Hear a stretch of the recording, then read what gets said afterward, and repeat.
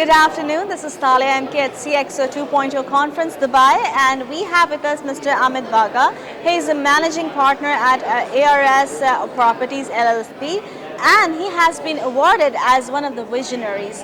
First of all, congratulations. Thank you for being here.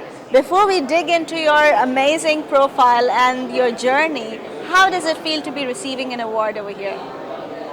Well, always feels good. It's not like the first award that I've that I ever got in my life, but it's always good to get an award. To be recognized. Before, I understand that for 29 years of being an entrepreneur and building 7 different businesses, and then you finally decided to chuck it all up and then just start with your passion. What was that? What is that passion? How did that happen?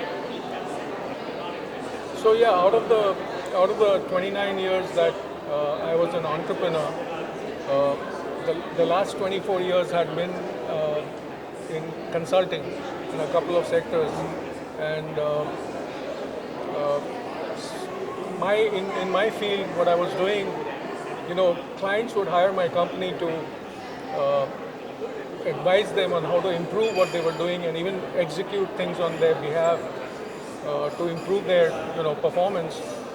But at the end, they would just sort of continue on what they used to be doing before they hired us, because it was very difficult to adapt to change. Yes. So it used to be always very frustrating as a consultant, saying, okay, you're getting money, you're getting paid, but then only 20% of what you're telling them to do, they're doing.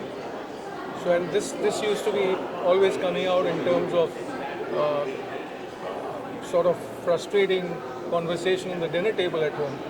So one day my daughter tells me, this is in the beginning of 2018. Daughters always know their father's work. Yeah, absolutely.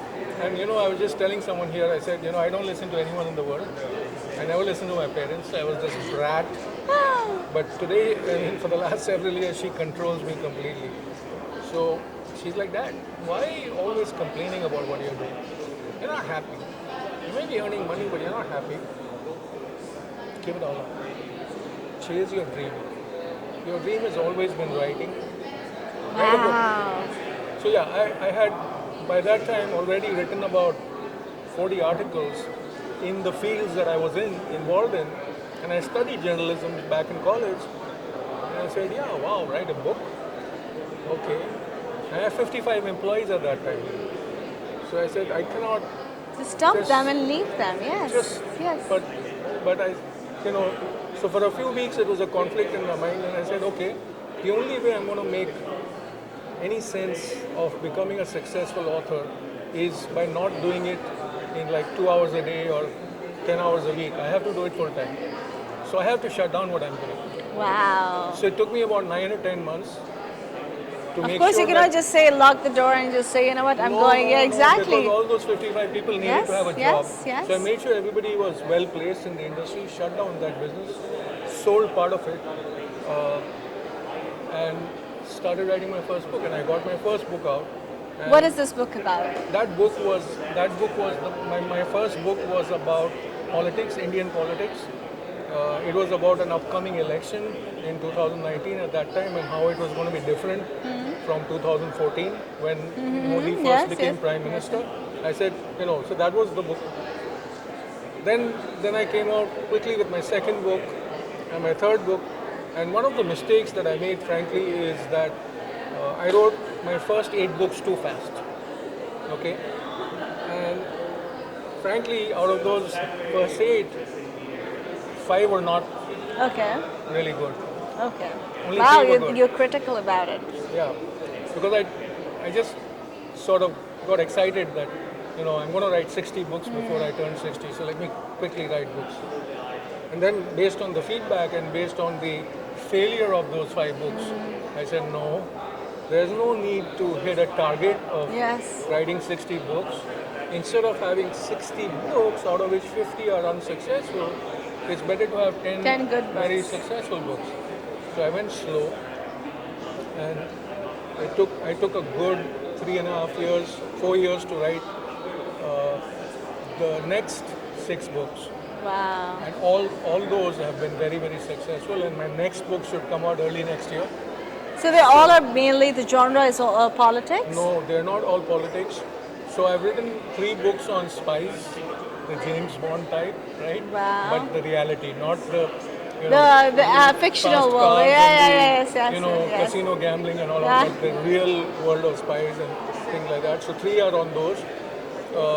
Few are on politics. One is on the Tata Group in India. Okay, yes, I didn't know that. Yeah. And 2 of them are on global affairs. And one of them is on COVID.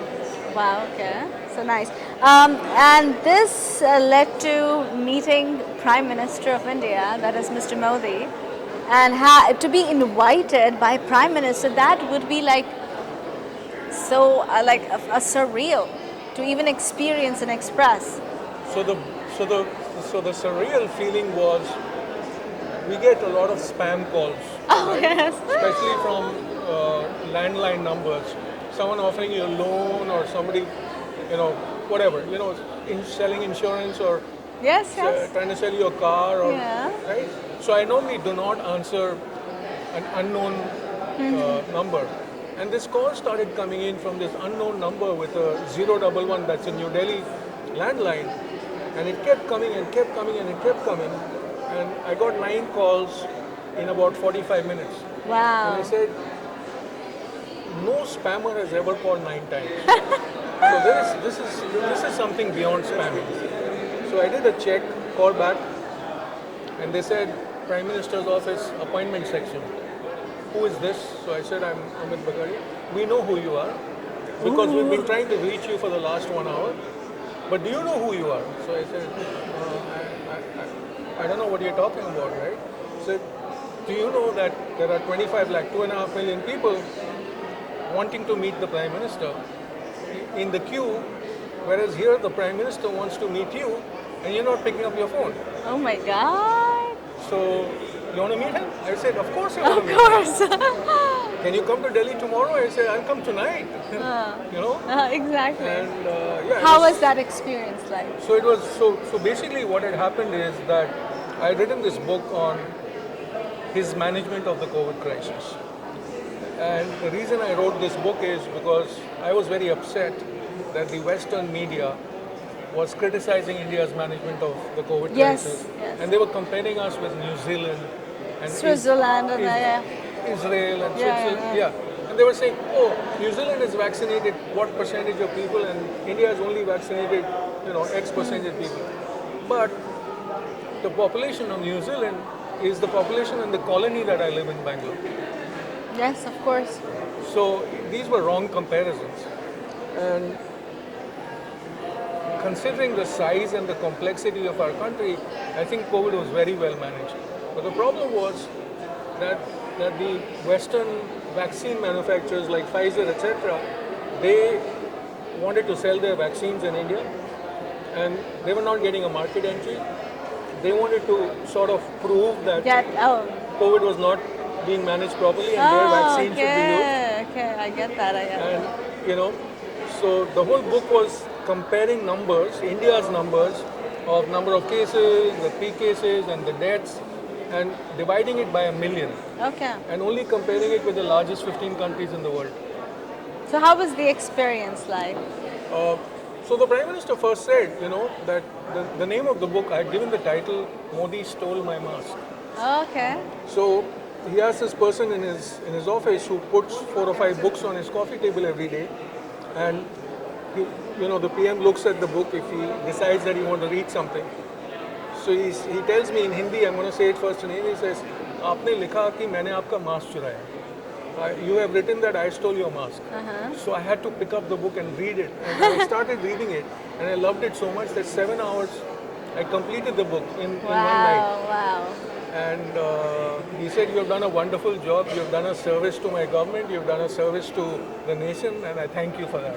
Beautiful. And that was lovely hearing that from the Prime Minister. But even better was, I was told earlier by the appointment section that you're going to have 10 minutes, out of which about 2 minutes is going to go in the photography. So you'll have only 8 minutes to talk to the PM. So please make sure you jot down bullet points as to what you want to talk about. But at the end, we ended up spending 27 minutes. Okay, that's really And we good. had a complete heart-to-heart chat. and he was It's a not arrogant. life-changing experience. Thanks to your daughter for pushing you to do this thing. Yeah, I mean, eventually, yes. Yes. Thanks Thank to you her. so much for being here. Thank you for being at the conference and telling us your story. Follow your passion. Follow your passion because even if it looks or it seems surreal or not everybody can understand it, if you're good at it, be stubborn and believe in yourself and work hard as much as you can. And on that note, be kind, be safe, avoid using plastic and wastage of water. This is Talia MK signing out. Thank you.